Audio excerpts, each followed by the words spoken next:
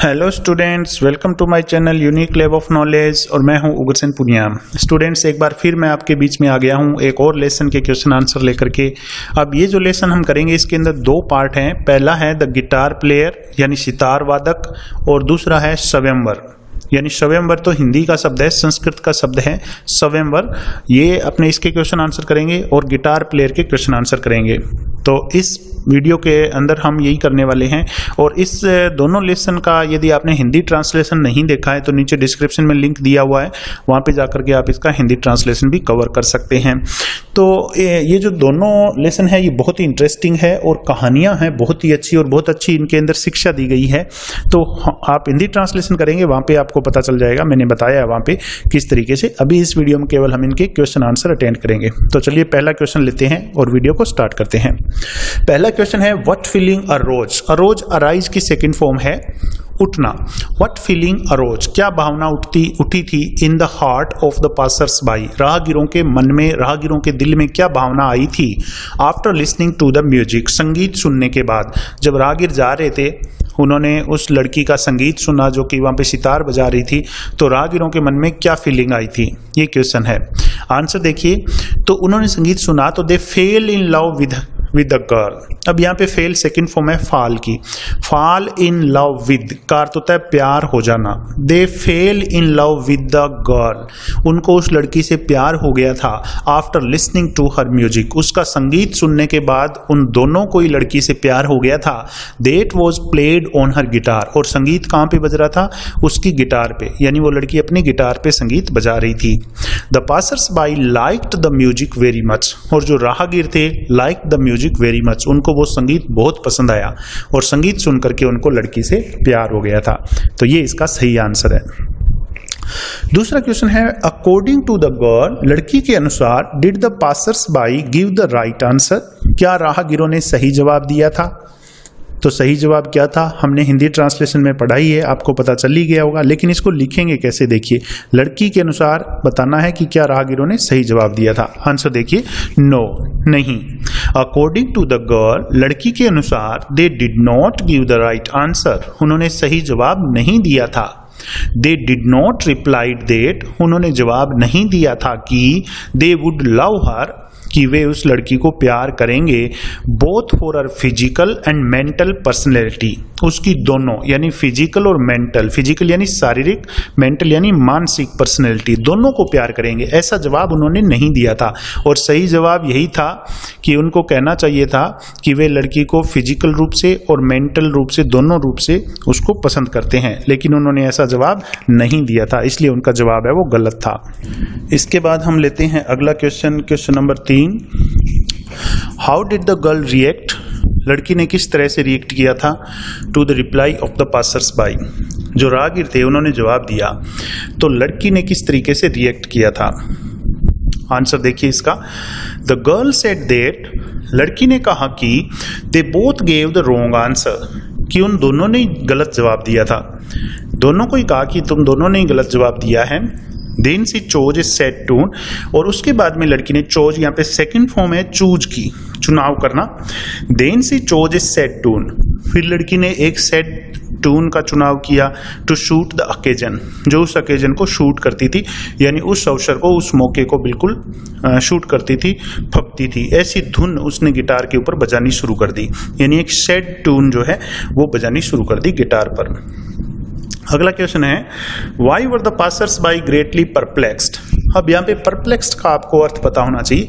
Perplexed का अर्थ होता है कंफ्यूज्ड, यानी दुविधा में, उसको कहते हैं। ग्रेटली मतलब बहुत ज्यादा।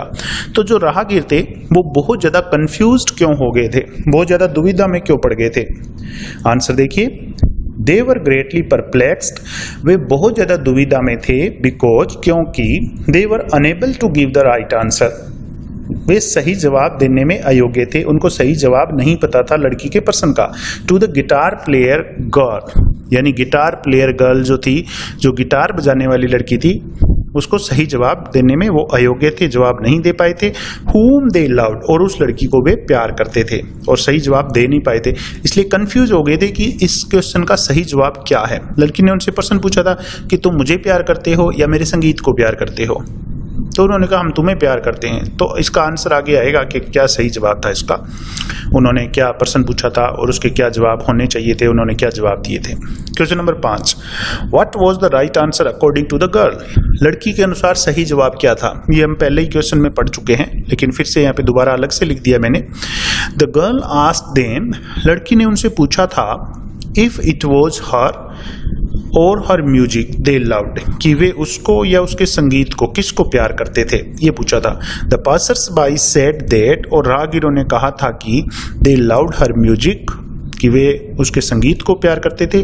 But the girl wanted to be loved all together, लेकिन लड़की पूरी तरह से चाहती थी कि वो उसे प्यार करे विद ऑल हर गिफ्ट्स, उसके सारे उपहारों के साथ, पजेशंस, जो भी उसके पास पजेशंस है, यानी जो भी उसके पास खजाना है, संपदा, खजाने से मतलब यहाँ पे आप बोल सकते हो कि क्वालिटी, एक इंसान के अंदर जो गुण होते हैं, कि जो भी गुण या अवगुण आप कुछ भी बोल सकते हो, कि जो भी गिफ्ट्स उसके पास हैं, जैसे सितार वादक थी वो, तो उसके पास एक गिफ्ट था सितार वादक होने का, यानी सितार बजाने की कला थी उसके अंदर।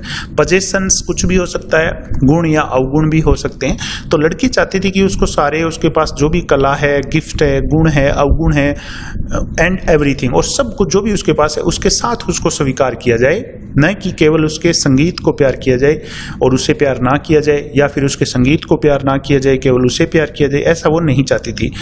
तो उसने चाहा कि उसके गिफ्ट्स, पजेशन के साथ उसे प्यार किया जाए। सी हैड बीन, जो उसके पास अब तक रहा था, and ever would in future, और जो भी उसके पास भविष्य में होगा वो सब कुछ इनको स्वीकार करना चाहिए। ये सही आंसर था लड़की के अनुसार।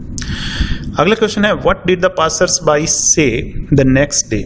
अगले दिन राहगीरों ने क्या कहा, यानी राहगीरों ने अगले दिन आकर के क्या कहा था उससे, क्योंकि पहले दिन तो वे जवाब दे नहीं पाए थे, उन्होंने सीधा सीधा बोल दिया था कि हम तुम्हें प्यार करते हैं, लेकिन अगले दिन आकर के उन्होंने क्या कहा था, देखिए। The first passerby told that, पहले राहगीर ने बताया कि he would love her even if, कि वो उस लड़की को प्यार करेगा, इवन इफ, चाहे she could not play a note of music, चाहे उसको म्यूजिक का एक भी जो बोलते हैं म्यूजिक के अंदर नोट, कि उसको एक भी नोट, बिल्कुल भी म्यूजिक ना आए तो भी वो लड़की को प्यार करेगा, ये बोला था, यानी उसने उसके म्यूजिक को इग्नोर कर दिया था। और दूसरे ने क्या किया था, द अदर टोल्ड दैट, दूसरे ने बताया कि ही वुड लव हर, वो उस लड़की को प्यार करेगा, even if she did not own a guitar, चाहे उस लड़की के पास गिटार ना हो तो भी वो लड़की को प्यार करेगा, ये कहा था। यानी आप दोनों के आंसर ध्यान से देखिए, एक ने कहा कि उसके म्यूजिक बिल्कुल भी नहीं आएगा तो भी वो लड़की को प्यार करेगा, दूसरे ने कहा कि उसके पास गिटार नहीं होगा तो भी वो लड़की को प्यार करेगा। यानी दोनों ने क्या गलती करी थी, लड़की की जो कला थी, जो उसके अंदर क्वालिटी थी संगीत बजाने की, उसको इग्नोर कर दिया था, जबकि वो प्रभावित तो उसके संगीत को सुनकर ही हुए थे, संगीत को सुनने के बाद ही उन दोनों को प्यार हुआ था उससे। तो इसलिए लड़की को उनके आंसर है वो पसंद नहीं आए थे, वो चाहती थी कि मेरे संगीत को भी प्यार करे, मुझे भी प्यार करे, मेरे अंदर जो भी क्वालिटी है, गुण है, जो भविष्य में आएंगे, सबके साथ इनको मेरे को स्वीकार करना चाहिए। तो इसके बाद में अगला क्वेश्चन देखिए, what is the meaning of the word स्वयंवर। ये अगले पार्ट में से, स्वयंवर वाले लेसन में से, कि स्वयंवर का अर्थ क्या होता है। तो स्वयंवर शब्द का अर्थ बताना है। स्वयंवर इज एन इंडियन वर्ड, स्वयंवर एक भारतीय शब्द है, both in Hindi and Sanskrit languages, ये दोनों भाषाओं में होता है, हिंदी में और संस्कृत में, which means the choosing of a husband, जिसका मतलब होता है अपने हस्बैंड का चुनाव करना, बाय द गर्ल इटसेल्फ, लड़की के स्वयं के द्वारा, यानी लड़की स्वयं है वो अपने हस्बैंड का चुनाव करती है। बहुत सारे जो शूटर्स होते हैं, जो प्रतियोगिता में, यानी एक तरीके की प्रतियोगिता होती है ये, खूब सारे हस्बैंड के जो दावेदार होते हैं वो आते हैं और जो लड़की को पसंद आता है उसका वो चुनाव करती है, इसको स्वयंवर कहते हैं। अगला क्वेश्चन है, why did her parents grieve. Grieve का मतलब होता है दुखी होना। लड़की के माता पिता दुखी क्यों थे, या ये क्वेश्चन पूछा जा सकता है, why were the princess parents sad. राजकुमारी के माता पिता दुखी क्यों थे। आंसर देखिए, the princess was good at whistling. अब जो प्रिंसेस थी वॉज गुड एट विस्लिंग, वो सीटी बजाने में बहुत अच्छी थी, विस्लिंग में बहुत अच्छी थी। हर पेरेंट्स फॉरबेड हर, उसके माता पिता ने उसे मना किया, फॉरबेड का अर्थ होता है मना करना, टू विशल, सीटी बजाने से। लड़की के, राजकुमारी के माता पिता ने उसको मना किया कि तुम सीटी मत बजाया करो। दे थॉट दैट, उन्होंने सोचा कि no one would marry a whistling woman, कि कोई भी एक सीटी बजाने वाली औरत से शादी नहीं करेगा। सो दे वर सैड, इसलिए वे दुखी थे, यानी उनको इसकी शादी की चिंता थी कि ये सीटी बजाएगी तो सीटी बजाने वाली लड़की से कोई भी शादी नहीं करेगा, इसलिए वो दुखी थे। अगला क्वेश्चन बहुत ही इंपॉर्टेंट क्वेश्चन है, 2 बार तो आ चुका है एग्जाम के अंदर। On what basis was the princess finally able to choose her husband, किस आधार पर राजकुमारी ने आखिरकार अपने हस्बैंड को चुनने में कामयाबी हासिल की थी, यानी आखिरकार किस आधार पर लड़की ने अपने हस्बैंड को चुना था। ये क्वेश्चन बोर्ड एग्जाम 2018 में पूछा गया था। और whom did the princess choose as her husband and why, आप ऐसा भी बोल सकते हो कि लड़की ने किसको अपने पति के रूप में चुना एंड वाई, और क्यों चुना था उसको। तो ये बोर्ड एग्जाम 2009 में पूछा गया था। बहुत अच्छा प्रश्न है, आंसर देखिए इसका। No one could beat her, कोई उसे हरा नहीं पाया था, यानी लड़की को कोई नहीं हरा सका था एट विस्लिंग, सीटी बजाने में। सो सी आस्क्ड देम, इसलिए लड़की ने उनसे पूछा जो शूटर्स थे, इफ दे एक्नोलेज्ड दैट, एक्नोलेज का अर्थ होता है स्वीकार करना, मानना, कि क्या वे सारे लोग ये बात मानते थे कि दे वर बीटन फेयरली, कि उनको सही तरीके से हरा दिया गया है। सभी से पूछा कि मैंने तुम लोगों को सही तरीके से हरा दिया है, प्रतियोगिता में सब डिफीट कर दिया है मैंने तुम लोगों को सही तरीके से, क्या तुम लोग इस बात को स्वीकार करते हो। Only one man answered in positive, केवल एक व्यक्ति वहां पे था जिसने सकारात्मक जवाब दिया, जिसने इस बात को माना कि हाँ हमें हरा दिया गया है, तुमने सही तरीके से हमें हरा दिया, तुम हमसे सीटी बजाने में अच्छी हो। लेकिन बाकियों ने कहा कि नहीं, हमें नहीं हराया, तुमने कोई चालाकी की है, कोई जादू किया है, ऐसा कुछ बोला। ही बिलीव्ड, और ये जो व्यक्ति था जिसने सही जवाब दिया था कि हाँ हम अपनी हार स्वीकार करते हैं, तुम हमसे बेहतर हो, तो ही बिलीव्ड इन जेंडर इक्वलिटी, तो ये जो व्यक्ति था ये जेंडर इक्वलिटी यानी लैंगिक समानता के अंदर विश्वास करता था। And accepted her shortcoming, shortcoming कहते हैं कमियों को, और इसने उस लड़की की कमियों को स्वीकार किया था। सो इसलिए the girl chose him her husband, इसलिए लड़की ने उसे अपना पति चुन लिया था, क्योंकि ये चाहती थी कि मेरा हस्बैंड मेरी कमियां हैं, मेरी क्वालिटी है, उनके साथ मेरे को स्वीकार करे, इसलिए इसने इसको अपना हस्बैंड है वो स्वीकार कर लिया था, चुन लिया था। अगला क्वेश्चन है, why did the parents tell the princess, माता पिता ने राजकुमारी को क्यों बताया नॉट टू विसल, सीटी नहीं बजाने के लिए क्यों कहा, यानी माता पिता है उन्होंने अपनी बेटी से ये क्यों कहा कि तुम सीटी मत बजाओ। आंसर देखिए, they told her so because, उन्होंने उसे ऐसा कहा क्योंकि दे थॉट दैट, वे सोचते थे कि no one would marry a whistling woman, कि कोई भी एक सीटी बजाने वाली औरत से शादी नहीं करेगा, यानी उनको अपनी बेटी की शादी की चिंता थी, वो इससे सीटी बजाने का बार बार ये रोजाना सीटी बजाती थी तो ये आदत छुड़वाना चाहते थे, इसलिए उन्होंने इसको बोला था कि तुम मत बजाया कर, कोई शादी नहीं करेगा।